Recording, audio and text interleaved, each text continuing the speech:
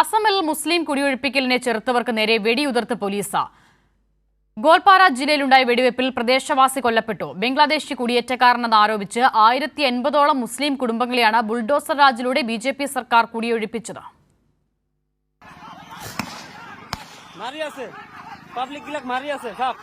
BJP സർക്കാർ ഭരിക്കുന്ന അസമിൽ മുസ്ലിം വിഭാഗങ്ങൾ തിങ്ങിപ്പാർക്കുന്ന ഗോൽപാര ജില്ലയിലാണ് കുടിയൊഴിപ്പിക്കലിനിടെ പോലീസ് വെടിയുതിർത്തത്.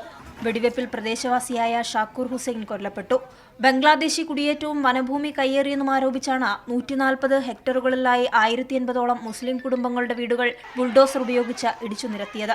പുനരധിവാസ സൗകര്യം ഒരുക്കണമെന്ന കോടതി ഉത്തരവ് ലംഘിച്ചു നടത്തിയ നടപടിക്ക് പിന്നാലെ ആളുകൾ താൽക്കാലിക കുടിലുകൾ കെട്ടി താമസം തുടർന്നു. ഇതിനെ ചോദ്യം ചെയ്ത പോലീസ് പ്രദേശവാസികൾക്ക് നേരെ അക്രമം അഴിച്ചുവിട്ടു. വെടിവെപ്പിൽ പരിക്കേറ്റ പലരും ഗുരുതരാവസ്ഥയിൽ തുടരുകയാണ്. കഴിഞ്ഞ 4 വർഷത്തിനിടെ 50,000-ലധികം ആളുകൾ അസമിൽ കുടിയിറക്കപ്പെട്ടു. അതേസമയം മുസ്ലിങ്ങളെ ലക്ഷ്യം വെച്ച് നടത്തുന്ന ബുൾഡോസർ രാജിൽ കടുത്ത പ്രതിഷേധങ്ങൾ ഉയർന്നിട്ടും നടപടിയുമായി ബിജെപി സർക്കാരും പോലീസും മുന്നോട്ടു പോവുകയാണ്. കൈരളി ന്യൂസ്, ദില്ലി.